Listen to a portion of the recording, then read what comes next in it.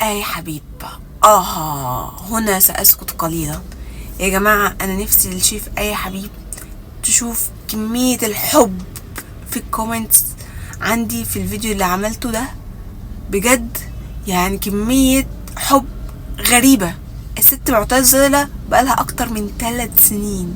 3 سنين يعني ده الواحد لما بيختفي يوم يومين على السوشيال ميديا محدش بيعرفه. تخيلي يا شيف مدى الأثر بتاعك. حضرتك مختفية بقالك 3 سنين والناس منتظراك على أحر من الجمر.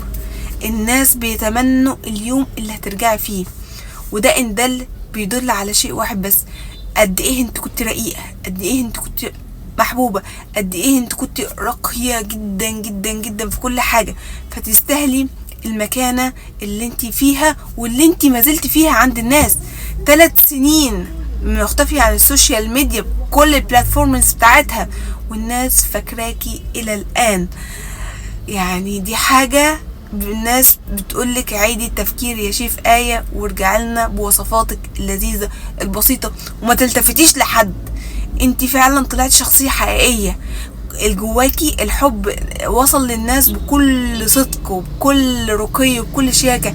وصل يعني اللي بيطلع فعلا من القلب بيوصل للقلب يا جماعة. فانتي اللي عندك يا شيف وصل لقلوب الناس، فعشان كده الناس زعلانة عليكي قوي قوي قوي قوي قوي وبتتمنى اليوم اللي هترجعي فيه تاني. انت شخصية حقيقية شيف مش فيك، مش بتصطدي الترند، مش لا، انت كنت في حالك جدا. ولما لقيتي الدنيا هتبوخ وهتبوظ سحبت نفسك بكل هدوء وكل شياكة وكل رقي، وفضلتي ان انت تعتزلي السوشيال ميديا بعد الارقام والملايين اللي حضرتك وصلت لها، اللي محدش يقدر بسهولة يتنازل عنها ويتنازل حتى عن الشهرة اللي وصل لها، لكن لمجرد بس ان حاجة هتمس سيرتك او اسمك بمنتهى الشياكة والرقي قلتي سلام عليكم، انا ماليش في الافلامات دي، انا كنت بعمل وصفات بمنتهى الحب والرقي، لكن هتدخلوني في حوارات انا ما بحبهاش، شكرا. وفعلا